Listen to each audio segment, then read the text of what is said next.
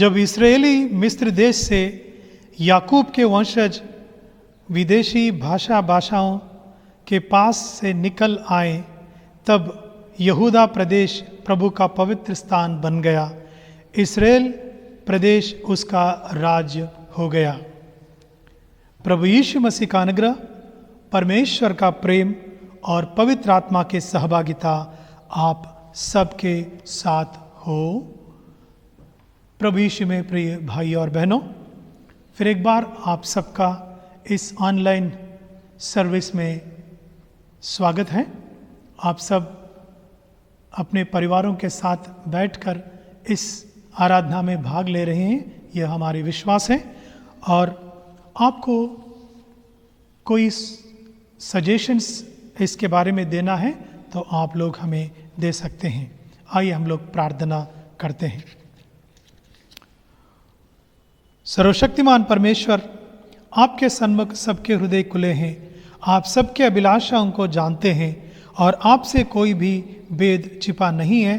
अपने पवित्र आत्मा के प्रेरणा से हमारे हृदय के विचारों को शुद्ध कीजिए, ताकि हम आपसे पूर्ण रूप से प्रेम करें और योग्य रीति से आपके पवित्र नाम की स्तुति करें, हमारे प्रभु यीशु मसीह के द्वारा, आमीन। आइए समय हम लोग गीतों के द्वारा परमेश्वर की स्तुति करेंगे और हमारे क्वायर जो है इसमें आपकी अगुवाई करेंगे और आप सब मिलकर गीतों के द्वारा परमेश्वर की स्तुति करें। सभी को प्रेज द लॉर्ड। और स्वतंत्रता दिवस की आराधना में हम आप सभी का स्वागत करते हैं। आइए इस उपलक्ष्य में हम कुछ क्षण परमेश्वर की आराधना में बिताएंगे और कुछ गीतों को गाकर हम परमेश्वर की स्तुति और आराधना करेंगे। पहला गीत आज जो हम गाने जा रहे हैं वो है आराधना में है छुटकारा। तो आइए हम सब मिलकर इस गीत को गाकर परमेश्वर की आराधना करें।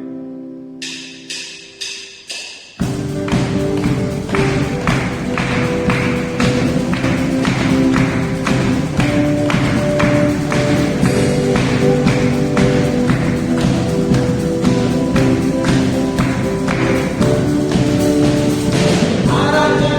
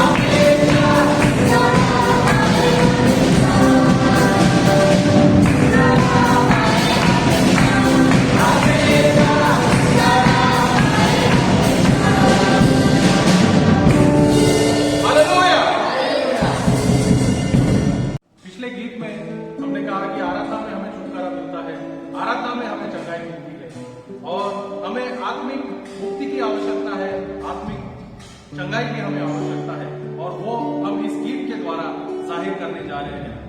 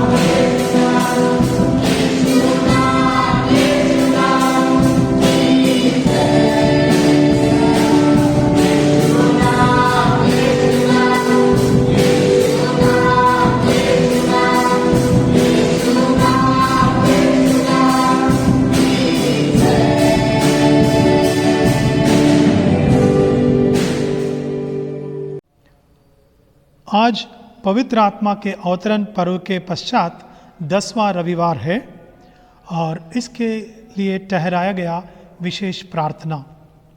हे सर्वशक्तिमान पिता, आपके धन्य पुत्र प्रभु यीशु इसलिए मरे कि हम जीवित रहें और उन्होंने हमें सिखाया कि हम दुख को हर्ष में बदल दें। हे पिता, हमारी सहायता कीजिए कि हम एक दूसरे का भार आनंद से उठा सके और अपने उद्धारकर्ता के कदमों पर चलते हुए अपनी आत्मा के लिए विश्राम पा सके। उन्हीं के द्वारा जो आपके और पवित्र आत्मा के साथ एक परमेश्वर है, अब तथा सदा सर्वदा जीवित और राज्य करते हैं। आमीन। आज का शास्त्र पाठ व्यवस्था विवरण उसका 6वां अध्याय 20 से लेके 25 तक। फिर आगे को जब तेरा लड़का तुझसे पूछे ये चेतावनियाँ और विधि और नियम जिसके मानने की आज्ञा हमारे परमेश्वर यहोवा ने तुमको दी है, इसका प्रयोजन क्या है, तब अपने लड़के से कहना, जब हम मिस्र में फिरौन के दास थे तब यहोवा बलवंत हाथों से हमको मिस्र में से निकाल ले आया और यहोवा ने हमारे देखते मिस्र में फिरौन और उसके सारे घरानों को दुख देने वाले बड़े बड़े चिन्ह और चमत्कार दिखाए और हमको वहाँ से यहाँ से निकाल लाया, इसीलिए कि हम इस देश में पहुँचाकर जिसके विषय में उसने हमारे पूर्वजों को शपथ खाई थी, जिसको हमें सौंप दे। और यहोवा ने हमें ऐसा विधियाँ पालन करने की आज्ञा दी थी, इसीलिए कि हम अपने परमेश्वर यहोवा का भय माने और इस रीति सदैव हमारा भला हो और वह हमको जीवित रखें जैसे कि आज के दिन है। और यदि हम अपने परमेश्वर यहोवा की दृष्टि में उसकी आज्ञा के अनुसार सारे नियमों मानने में चौकसी करें तो वह हमारे लिए धर्म ठहरेगा। ये परमेश्वर का वचन है। परमेश्वर का धन्यवाद। सभी को प्रेज लॉर्ड। मैं परमेश्वर का धन्यवाद करती हूँ कि तो सुंदर सा वचन पढ़ने का मौका मुझे मिला। गलातियों इसका 5वां अध्याय इसका पहला वचन 13 से लेके 18 तक। गलातियों उसका 5वां अध्याय उसका पहला वचन और फिर 13 से लेके 18 तक। मसीह ने स्वतंत्रता के लिए हमें स्वतंत्र किया है, अतः इसी में स्थिर रहो और दासत्व के जुए में फिर से न जुटो। हे भाइयों, तुम स्वतंत्र होने के लिए बुलाए गए हो, परंतु ऐसे न हो कि यह स्वतंत्रता शारीरिक कामों के लिए अवसर बने, वरन प्रेम से एक दूसरे के दास बनो, क्योंकि सारी व्यवस्था इस एक ही बात में पूरी हो जाती है, तो अपने पड़ोसी से अपने समान प्रेम रख। पर यदि तुम एक दूसरों को दांत से काटते और फाड़ खाते हो तो चौकस रहो कि एक दूसरे का सत्यानाश न कर दो। पर मैं कहता हूँ, आत्मा के अनुसार चलो तो तुम शरीर की लालसा किसी रीति से पूरी न करोगे, क्योंकि शरीर आत्मा के विरोध में और आत्मा शरीर के विरोध में लालसा करता है और ये एक दूसरे के विरोधी है, इसलिए कि जो तुम करना चाहते हो वह न करने पाओ। और यदि तुम आत्मा की चलाए चलते हो तो व्यवस्था के अधीन न रहो। ये परमेश्वर का वचन है। लॉर्ड, परमेश्वर की कृपा से आज हमको मौका मिला है वचन पढ़ने का, इसलिए परमेश्वर को बहुत बहुत धन्यवाद देना चाहता हूँ। आज का वचन है इस प्रकार, भजन संहिता उसका 33वां अध्याय 12वें वचन से लेके 19वें वचन तक। आइए पढ़ते हैं। क्या ही धन्य है वह जाति जिसका परमेश्वर यहोवा है और वह समाज जिसे उसने अपना नीच भाग होने के लिए चुन लिया हो। यहोवा स्वर्ग से दृष्टि करता है, वह सब मनुष्यों को निहारता है। अपने निवास के स्थान से वह पृथ्वी के सब रहने वालों को देखता है। वही जो उन सबों के हृदय को गाड़ता और उनके सब कामों का विचार करता है। कोई ऐसा राजा नहीं जो सेना की बहुतायत के कारण बच सके। वीर अपनी बड़ी शक्ति के कारण छूट नहीं जाता। बच निकलने के लिए घोड़ा व्यर्थ है, वह अपने बड़े बल के द्वारा किसी को नहीं बचा सकता। देखो, यहोवा की दृष्टि उसके डरवैयों पर और उन पर जो उसकी करुणा की आशा रखते बनी रहती है, कि वह उनके प्राण को मृत्यु से बचाए और अकाल के समय उनको जीवित रखे। प्रभु यीशु मसीह वचनों को आशीष दे। आमीन। परमेश्वर का वचन कहता है, हे भाइयों, तुम मसीह में स्वतंत्र होने के लिए बुलाए गए हो। जी हाँ, आज हम ये घोषणा करते हैं कि हाँ, हम स्वतंत्र हैं, मसीह में हम आजाद हैं। और इस बात की घोषणा एक और गीत के द्वारा हम करने जा रहे हैं। मुक्ति दिलाए यीशु नाम, शांति दिलाए यीशु नाम।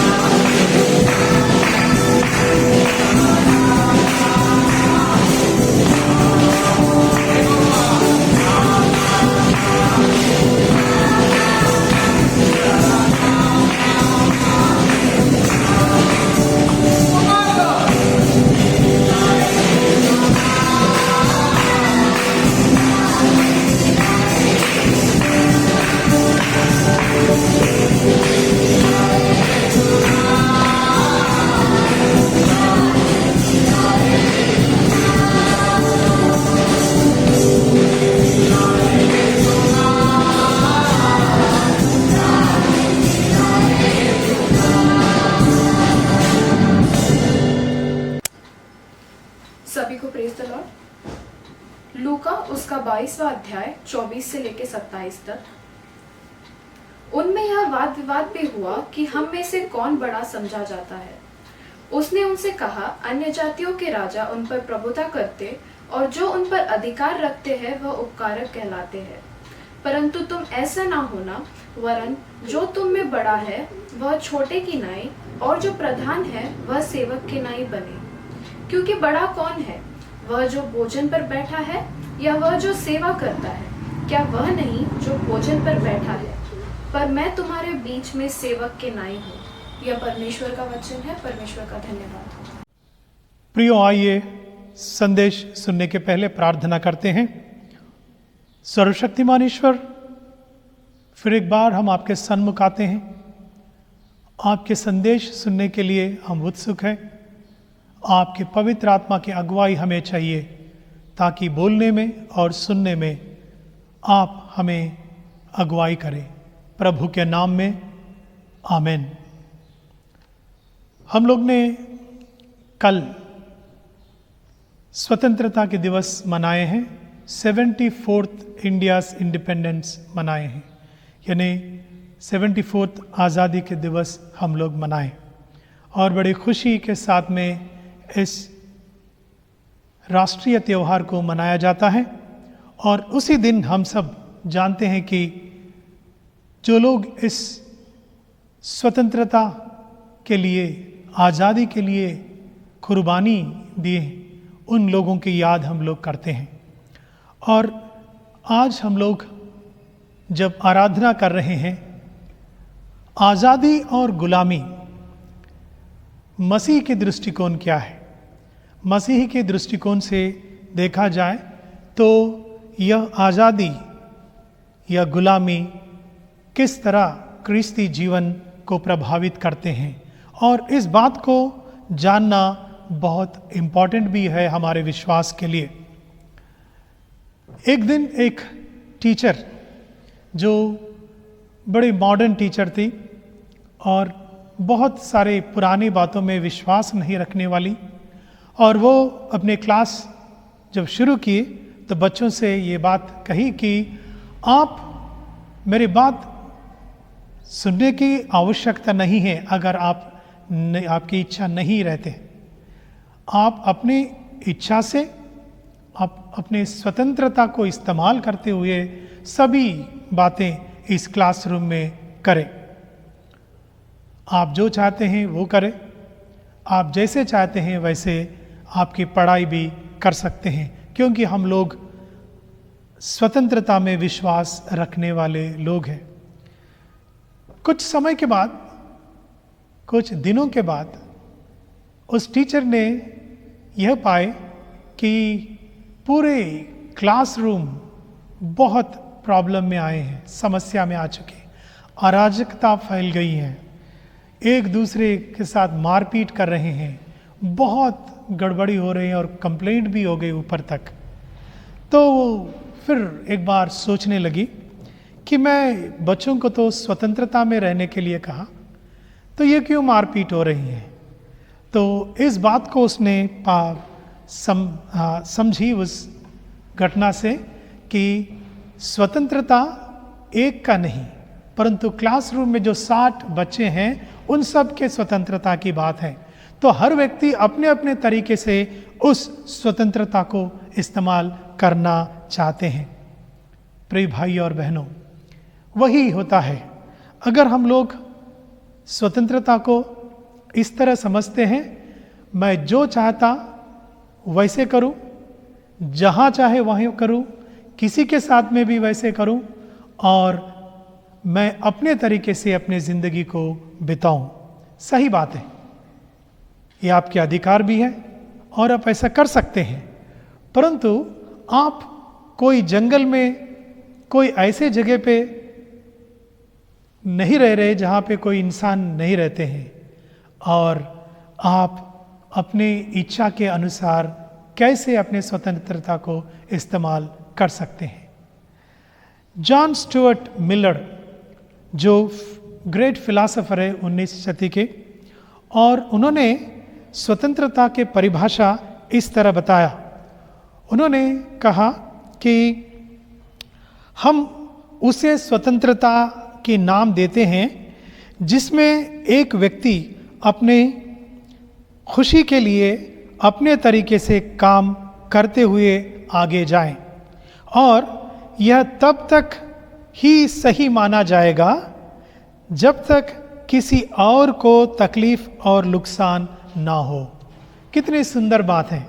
उनका कहना यह है कि आपकी स्वतंत्रता तब तक ही स्वतंत्रता पूरी तरह रहेगा जब तक आप किसी और को नुकसान नहीं पहुंचाते।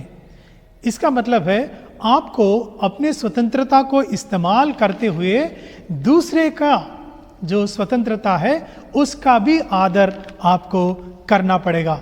जिस दिन आप उस दूसरे के स्वतंत्रता को मानते नहीं, आदर करते नहीं, तो दोनों का भी स्वतंत्रता खत्म हो जाते हैं और वहाँ पे अराजकता फैल जाती, अनार्की हो जाते हैं। प्रभु ने भी, परमेश्वर ने, हम लोग जब उत्पत्ति की किताब पढ़ते हैं वहाँ पे उन्होंने जहाँ अराजकता थी, जहाँ पे खेओस, कोई डिज़ॉर्डर थे, वहाँ से सृष्टि को उन्होंने बनाया और सृष्टि को बनाने के बाद एक ऑर्डरलीनेस, एक क्रम उसमें उन्होंने लाया और इंसान को भी बनाने के बाद उनको स्वतंत्रता में उन्होंने रखा। पर वो स्वतंत्रता में उन्होंने कुछ बातें उनसे कहा कि वो अपने स्वतंत्रता को अपनी तरक्की के लिए, अपने अच्छाई के लिए किस तरह इस्तेमाल कर सकते हैं। उन्होंने कहा आप इस बगीचे के सब फल खा सकते हैं, जो भी चाहिए आप अपने मनपसंद के आप कर सकते हैं, परंतु इस बगीचे के बीच में जो पेड़ है, वृक्ष है, उसके फल ना खाएं, क्योंकि उस दिन आप सचमुच में अपने जान खो बैठेंगे, क्योंकि वह फल आपको खाने का नहीं है। इसका मतलब है परमेश्वर भी चाहा कि इंसान स्वतंत्रता में रहे, पर उस स्वतंत्रता भी उन्होंने एक असीमित नहीं बनाया। उसको उन्होंने कुछ बातें कहा जिसके द्वारा वो स्वतंत्रता जो है, आज़ादी जो है, वो ठीक से इंसान को तरक्की के तरफ ले जाते हैं। अगर हम गुलामी के बारे में सोचते हैं तो गुलामी भी समाज के एक बहुत पुरानी पीड़ा है। एक व्यक्ति दूसरे के नीचे उनके उस व्यक्ति के खुशी के लिए, सुविधा के लिए काम करते हैं। उसमें चाहे इस व्यक्ति के खुशी, जीवन, मान, सम्मान खत्म भी हो जाए तो भी उस व्यक्ति के नीचे रहना पड़ता है। कई बार ये जबरदस्ती ये व्यक्ति को गुलामी में रख देते हैं। ये एक समाज दूसरे समाज को भी इस तरह गुलामी बना के, गुलाम बना के गुलामी में रख सकते हैं।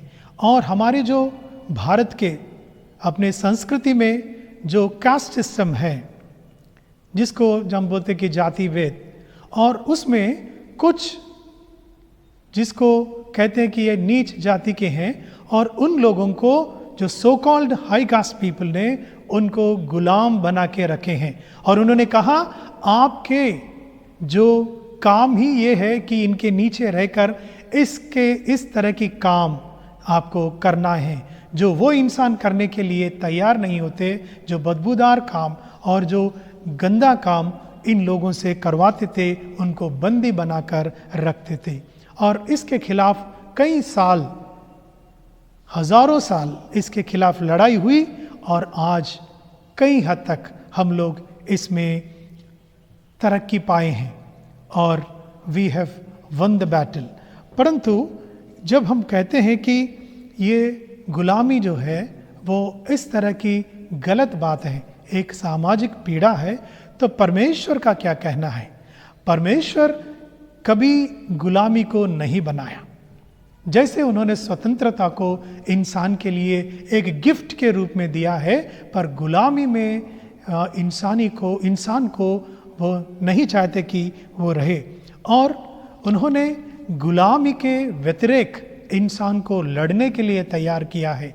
हम लोग देखते हैं कि मिस्र देश जो निर्गमन के किताब में हम पढ़ते हैं, एक बहुत बड़ा, बहुत पॉपुलर स्टोरी वहाँ पे है। मूसा जिस तरह अपने लोगों को उस गुलामी में से, मिस्र देश की गुलामी में से छुड़ाया परमेश्वर के बुलाहट के कारण। और वहाँ लोग 400 साल से गुलामी में पड़े हुए थे और इस गुलामी से परमेश्वर ने उनको निकाल कर ले गया और वो नहीं चाहते थे कि उनको इस गुलामी में से छोड़े। कोई इंसान जो दूसरे को गुलाम बना के रखते हैं, कोई भी समाज जो दूसरे समाज को गुलाम बना के रखते हैं, वो कभी नहीं छोड़ना चाहते हैं, क्योंकि वो उनकी सुविधा खुशी के लिए उनको रखते हैं। हमारे देश स्वतंत्रता के जो हमने लड़ाई किए हैं, उसमें ब्रिटिश के उसके साम्राज्य और उनके सरकार के व्यतिरेक में हम लोग ने लड़ाई किए हैं और वो कभी नहीं चाहते थे कि हम लोगों को रिहा कर दे, परंतु आखिर संघर्ष के कारण और परमेश्वर के सहायता के कारण और लोगों के कुर्बानियों के कारण उनको आखिर छोड़ना पड़ा। और दूसरी बात हम लोग देखते हैं कि ये जो गुलामी के जो व्यवस्था या जो स्लेव ट्रेड व्यवसाय के रूप में चलता था 19वीं शती में, तो उस बात को, वो तो 16वीं शती से लेकर 19वीं शती तक का बहुत सारा ट्रेड, स्लेव ट्रेड होती रही और उसमें अमेरिका भी एक है जो अग्रगण्य है, अग्र राज्य है। और जहाँ पे ये जो ब्लैक लोग हैं, अफ्रीकन्स हैं, उनको खरीद के एक वस्तु के जैसे मार्केट में जैसे हम खरीदते हैं, वैसे उनको खरीद कर ले आके उनके समाज में, घरों में रख कर उनसे काम लेते थे। एक वस्तु के जैसे, कमोडिटी के जैसे उनको इस्तेमाल किया गया। और 19वीं शती में परमेश्वर की इच्छा के अनुसार और लोगों के नेतृत्व के कारण, और अब्राहम लिंकन जो चैंपियन है इसका, इस विषय का, और इनको रिहा किया गया और आज वो फ्रीडम को वो अनुभव कर रहे हैं। और वैसे ही कई देश थे जो लोग दूसरे समाज, दूसरे देश उनको गुलाम बना के रखे हैं और ये गुलामी परमेश्वर की इच्छा के खिलाफ है। और परमेश्वर चाहते कि हम लोग इस गुलामी के व्यतिरेक, जहाँ कहीं वो है उसके व्यतिरेक में हमेशा संघर्ष करते रहे। और परमेश्वर की इच्छा आगे ये गुलामी और स्वतंत्रता को लेके क्या है? दो तरह की जो स्वतंत्रता है हम लोग परमेश्वर के वचन में देखते हैं। एक है कि शारीरिक, जिसको अभी तक मैंने आपको समझा रहा था, कैसा एक समाज दूसरे समाज को, एक व्यक्ति दूसरे व्यक्ति को लोग अलग अलग तरीके से उनको गुलाम बना देते हैं। वैसे ही इंसान को भी एक शारीरिक पीड़ा है और दूसरा आत्मिक। और आत्मिक बातें ऐसे हैं, एक इंसान को बंदी बना के रख देते हैं। प्रभु यीशु ने कहा कि प्रभु यहोवा का आत्मा मुझ पर है, क्योंकि यहोवा ने सुसमाचार सुनाने के लिए मेरा अभिषेक किया है और मुझे इसलिए भेजा कि खेदित मन के लोगों को शांति दूं, बंदियों के लिए स्वतंत्रता का और कैदियों के लिए छुटकारे का प्रचार करूं। यह परमेश्वर की इच्छा है, चाहे वो शारीरिक या मानसिक या आत्मिक जो गुलामी है, उसमें से निकालने का परमेश्वर का एक इच्छा है। मैं तुमसे सच सच कहता हूं कि जो कोई पाप करता है वो पाप का दास है।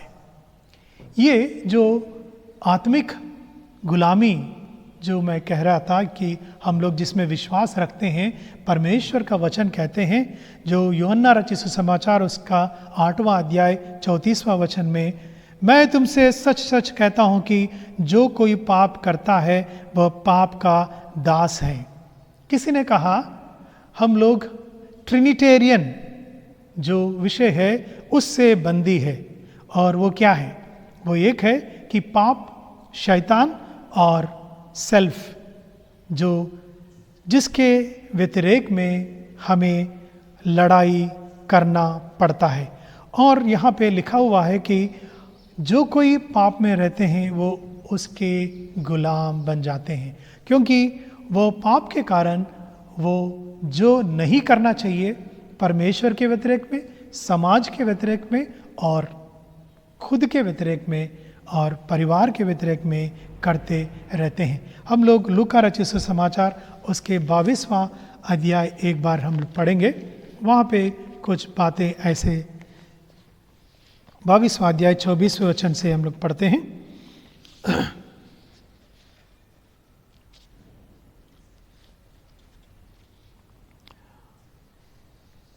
उनमें यह विवाद भी हुआ कि उनमें से कौन बड़ा समझा जाता है।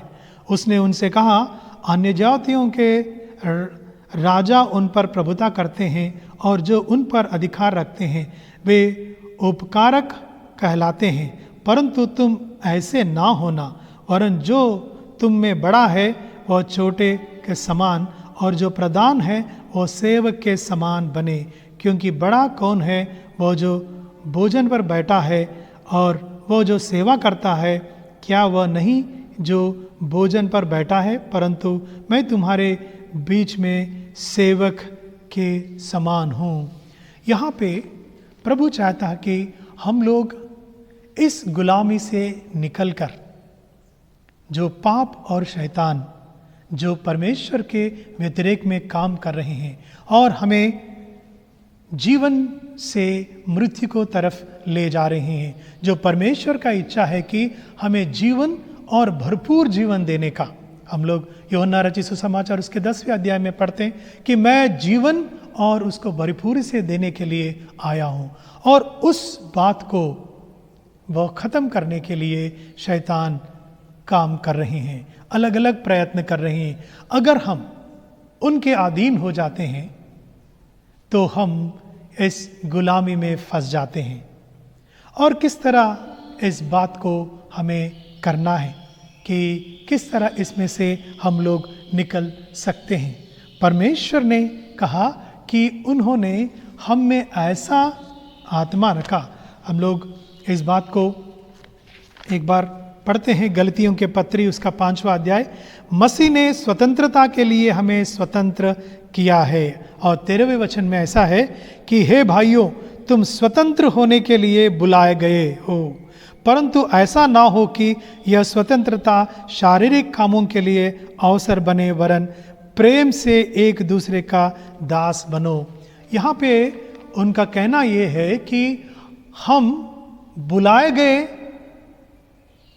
गुलामी के लिए नहीं, स्वतंत्रता के लिए, स्वतंत्र होने के लिए परमेश्वर ने प्रभु यीशु में हमें बुलाया है और वो हमें जीवन दे रहे हैं पाप के बंधन में से और शैतान के जो झगड़ों में से हमें निकालने का उनका इच्छा है।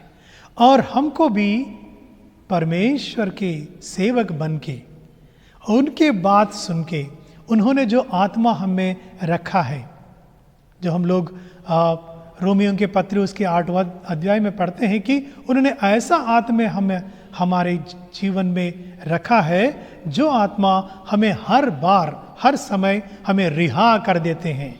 सिर्फ और सिर्फ हमें उनके बात आवाज़ को पहचानना है, सुनना है, तो वो हमें उस गुलामी से छुड़ाते हैं। प्रियो, अगर हम लोग इस बात को मानते हैं कि एक गुलामी से निकल के हम लोग परमेश्वर के दास बने, और वो कह रहा है कि आप एक दूसरे का भी दास बनो, सेवक बनो। इसका मतलब क्या है? क्या ऐसा तो नहीं कि एक गुलामी में से निकल के दूसरे गुलामी में जाने के लिए कह रहा है? यहाँ पे एक और तर्क हुआ है, विवाद हुआ है। वो है कि यहूदी लोग मूसा के धर्मशास्त्र को मानते हैं और हम भी मानते हैं। प्रभु यीशु ने भी कहा, मैं धर्मशास्त्र को पूरा करने के लिए, संपूर्ण करने के लिए आया हूं।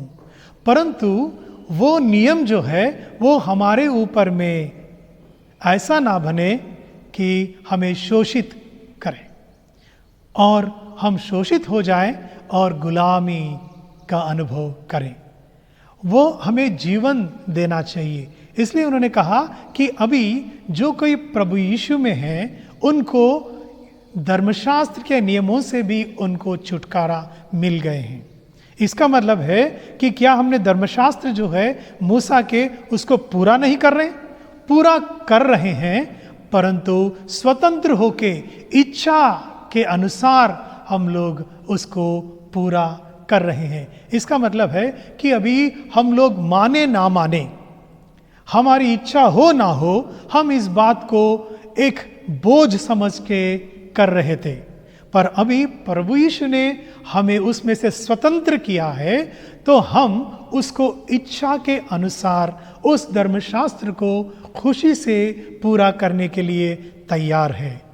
ये जो उन्होंने कहा कि आप स्वतंत्र हो, पर इस स्वतंत्रता को प्रभु में आप किसी और के ऊपर, उनको ऊपर शोषण करने के लिए इस्तेमाल ना करें, उसके ऊपर ऑपरेशन लाने के लिए इस्तेमाल ना करें, और आप ऐसे इस्तेमाल करें कि आपकी तरक्की हो और आपके भाई के भी तरक्की हो, जिसके द्वारा परमेश्वर के स्तुति और महिमा हो सके। आज मैं यहाँ पे कंक्लूड करना चाहता हूँ कि, और उसमें ये बातें आपसे कहना चाहता हूँ कि परमेश्वर जो है वो स्वतंत्रता का परमेश्वर है। उन्होंने स्वतंत्रता इंसान को दिया, ना केवल इंसान को, वो चाहते कि सारे सृष्टि स्वतंत्रता का अनुभव करे। ये वचन मैं आपके लिए पढ़ना चाहता हूँ। कई बार हम सोचते कि सिर्फ इंसान ही स्वतंत्रता का अनुभव कर रहे हैं या उसकी इंतज़ार कर रहे हैं। हम लोग इस बात को रोमियो के पत्री में पढ़ते हैं कि 8वां अध्याय 19वें पद से कि क्योंकि सृष्टि बड़ी आशा भरी दृष्टि से परमेश्वर के पुत्रों के प्रकट होने के बाट जो रही है, क्योंकि सृष्टि अपनी इच्छा से नहीं पर अधीन करने वाले की ओर से व्यर्थता के अधीन इस आशा से की गई कि सृष्टि भी आप ही विनाश से दासत्व से छुटकारा पाकर परमेश्वर के संतानों की महिमा की स्वतंत्रता प्राप्त करेगी। ये इंसान ही नहीं, सारी सृष्टि स्वतंत्रता के इंतजार कर रहे हैं। वो परमेश्वर के संतान के साथ साथ सारी सृष्टि भी रिहा कर दी जाएगी, और ऐसा परमेश्वर का वचन कहता है। तो परमेश्वर स्वतंत्रता का परमेश्वर है, और परमेश्वर इंसान को, सारी सृष्टि को स्वतंत्र करने के लिए अपने प्रिय पुत्र को उन्होंने भेजा, जिन्होंने इस बात को कहा कि परमेश्वर का आत्मा मुझ पर है और मैं स्वतंत्रता का सुसमाचार प्रचार करने के लिए आया हूँ। अभी आखिरी में मैं ये बात कहना चाहता हूँ कि कौन सा अच्छा स्वतंत्रता है और कौन सी स्वतंत्रता नहीं है, इसका मापदंड क्या है? मापदंड यह है कि परमेश्वर के वचन के अनुसार कि जो स्वतंत्रता जो आप इस्तेमाल कर रहे हो, जिसमें आप जी रहे हो, क्या उससे परमेश्वर के महिमा हो रही है और आप कर पा रहे हैं परमेश्वर का महिमा जहां कहीं भी आप इसको इस्तेमाल करते हैं? दूसरे मापदंड कि आप अपनी स्वतंत्रता को इस्तेमाल करने के द्वारा आपके पड़ोसी, आपके भाई या बहन और समाज के लोगों के तरक्की हो रही है या उनके ऊपर शोषण हो रहे हैं। इस बात का मापदंड हमें इस्तेमाल करना चाहिए, क्योंकि प्रभु चाहते हैं कि आपके साथ साथ दूसरों का भी स्वतंत्रता के लिए वो काम करें और आप भी उस तरह के सुसमाचार लोगों के लिए प्रचार करें। परंतु आखिरी में दुख से ये बात हमें कहना पड़ता है कि स्वतंत्रता का, आज़ादी का इस्तेमाल करते करते करते लोग एक दूसरे को गुलाम आज भी बनाने के लिए तैयार हो गए हैं। आज 74 इयर्स हो गए हैं हमारे देश के आज़ादी को, पर आज भी जो समाज में जो गलत बातें हैं, गलत संस्कृति है, वो चलते ही जा रही हैं और उसको लोग राजनीतिक तरीके से इस्तेमाल कर रहे हैं। जो जातिभेद और धर्म के नाम पे लोगों को उनके ऊपर सताव करना और उनको बंदी बनाना और उनको ऑपरेशन में लाना, ये सब आज भी चल रहे हैं। हमारी प्रार्थना ये रहना है, हमारे संघर्ष ये रहना है कि प्रभु ने जो स्वतंत्रता हमारे लिए दिए हैं उसको हम जाहिर करें, उसके लिए काम करें और लोगों को बंदी ना बनने दें और इस बात को हम लोग हमारे विश्वास के द्वारा प्रकट करें। आमीन। आप सब कुशल हैं और परमेश्वर के महिमा के लिए अपने अपने कामों में लगे हुए हैं। प्रियो, हम सबको एक जिम्मेदारी है कि सारी दुनिया के लिए हम लोग प्रार्थना करें, विशेषकर इस महामारी के लिए, और जो प्रयत्न चल रहे हैं वैक्सीन बनाने का और उसको मार्केट में लाने के और सबके लिए उसको अवेलेबल करवाने के, इसके लिए विशेष प्रार्थना अपने घरों में और व्यक्तिगत प्रार्थना में हमें याद रखना है। और जैसा मैं पिछले इतवार को भी आपसे कहा था कि और इस ऑनलाइन सर्विस के लिए कुछ आपको सजेशंस हैं तो आप दे सकते हैं और जहाँ तक पॉसिबल है हम लोग उन बातों को इंक्लूड करने की कोशिश करेंगे। हफ्ते में हम लोग 2-3 प्रोग्राम्स कर रहे हैं। एक है जवानों के साथ चर्चा, अलग अलग मुद्दों पर जो जवानों से जुड़े हैं, और उसको हम लोग फेसबुक पर और अपने जो यूट्यूब है उस पर हम लोग उसको पोस्ट कर रहे हैं, तो आप उसे देख सकते हैं। यहाँ के और बाहर में जो यूथ है वो भी इसमें सहभागी हो सकते हैं। और बीच बीच में अलग अलग ओकेजन्स पर हम लोग जूम पर चर्चा सत्र भी रखे हैं जिसमें आप सब भाग ले सकते हैं। जब हम लोग इसकी घोषणा करते हैं हमारे व्हाट्सएप के द्वारा, तो आप उस लिंक में आके इसमें भाग ले सकते हैं। और शनिवार को 10 लोगों के साथ, हर हफ्ते अलग अलग लोगों के साथ प्रार्थना का सत्र हो रही है, उपवास प्रार्थना है। ये 10 लोग मास्क पहन के और सोशल डिस्टेंस के साथ में बैठ के इस प्रार्थना में भाग ले रहे हैं, तो आप इनके लिए प्रार्थना कीजिए। और आपका भी टर्न जब आते हैं तो आप भी इसमें भाग लेना चाहिए। और उसी तरह मैं आपको एक और बात कहना चाहता हूँ कि मैं छुट्टी पे जा रहा हूँ, तो आप मेरे लिए, मेरे परिवार के लिए प्रार्थना कीजिए।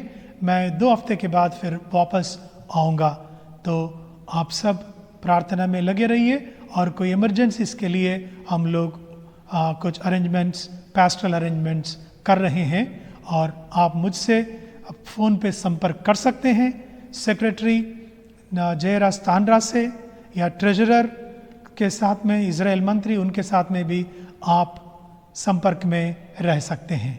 धन्यवाद।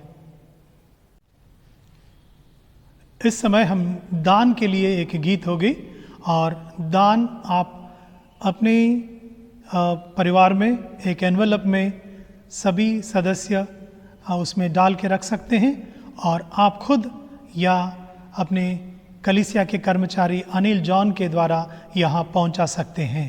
तो अभी इसके लिए गीत होगी।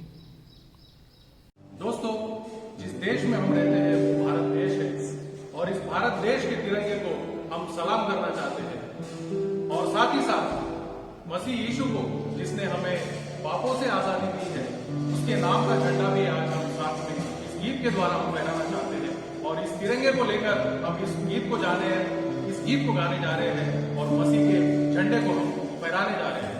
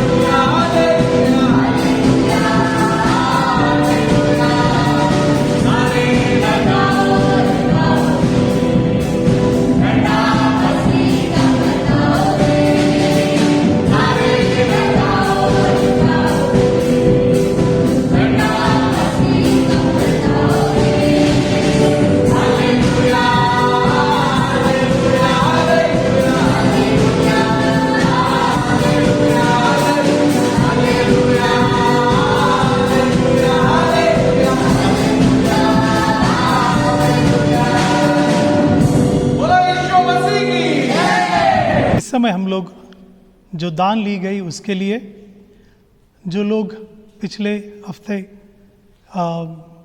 बर्थडेज और वेडिंग एनिवर्सरीज मनाए उनके लिए, जो लोग बीमार हैं अपने कलीसिया में उनके लिए हम लोग प्रार्थना करेंगे।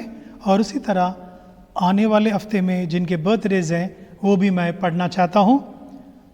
श्याम सिंधुला, पत्रस कलवल, श्रीमन कलवल, सन्नी पी तांड्रा, शालू कनकम, सुषमा लाटेलवार, स्नेहा कावेरी, मेरी कोमल तुलसागरी, अविनाश गोस्के और स्वर्गीय जेकब मिट्टा।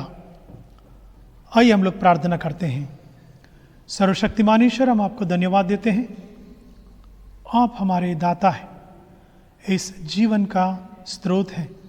प्रभु, हमारे प्रियो ने जिन्होंने वेडिंग एनिवर्सरीज और बर्थडेज मनाया उन सब के लिए आपको धन्यवाद देते हैं।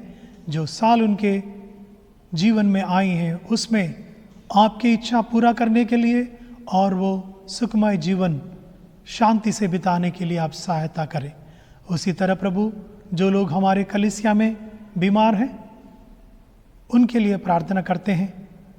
लाजरस डीके और इसी तरह विनय जिलकर और बाकी जो लोग बीमार हैं उन सबको भी हम लोग याद करते हैं।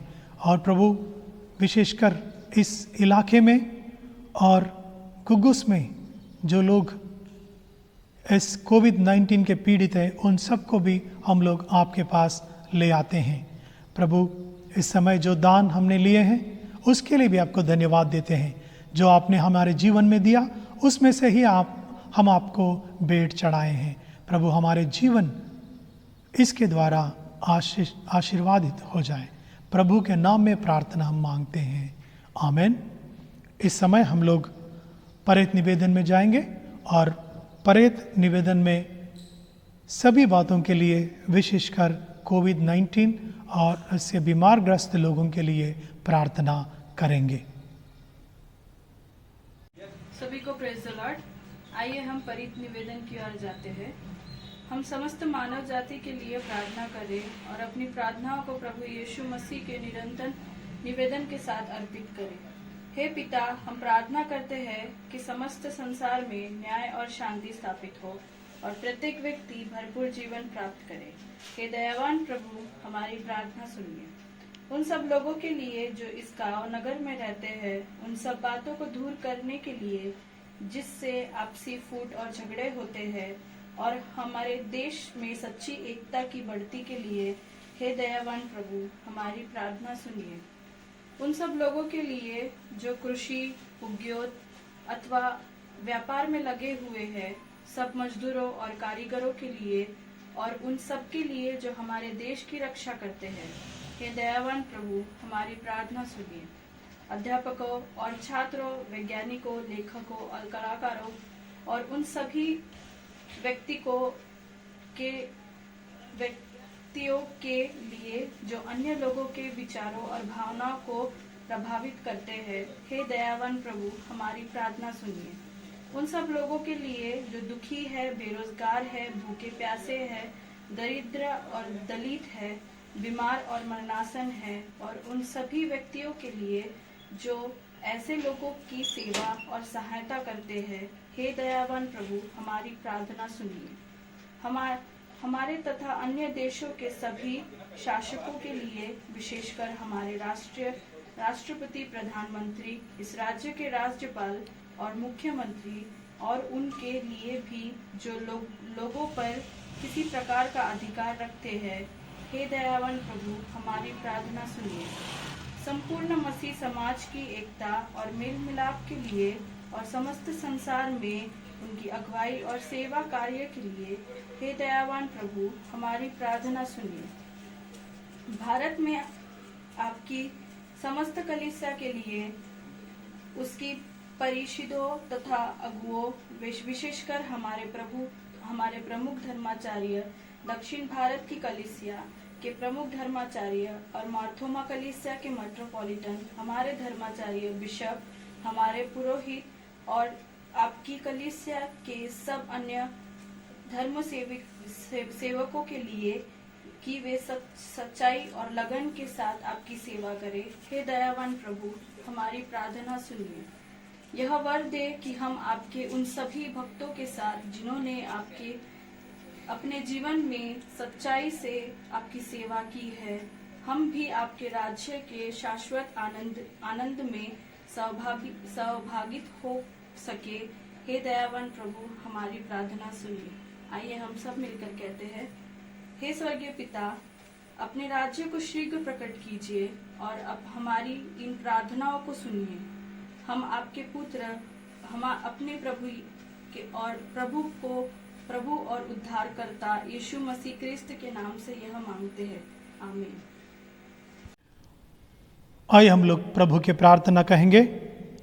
हे हमारे पिता, तू जो स्वर्ग में है, तेरा नाम पवित्र माना जाए, तेरे राज्य आए, तेरी इच्छा जैसे स्वर्ग में पूरी होती वैसे पृथ्वी पर भी हो। आज दिन भर की रोटी आज हमें दीजिए। हम जैसे अपराधियों को क्षमा करते हैं वैसे ही हमारा अपराधों को क्षमा कीजिए। हमें परीक्षा में ना डाल परंतु बुराई से बचाइए, क्योंकि राज, पराक्रम और महिमा सदैव आपके ही है। आमीन। हमारे प्रभु यीशु मसीह का अनुग्रह, परमेश्वर पिता का प्यार, पवित्र आत्मा के संगति और सहभागिता हम सबके साथ अब और सदैव बने रहे। आमीन। शालोम।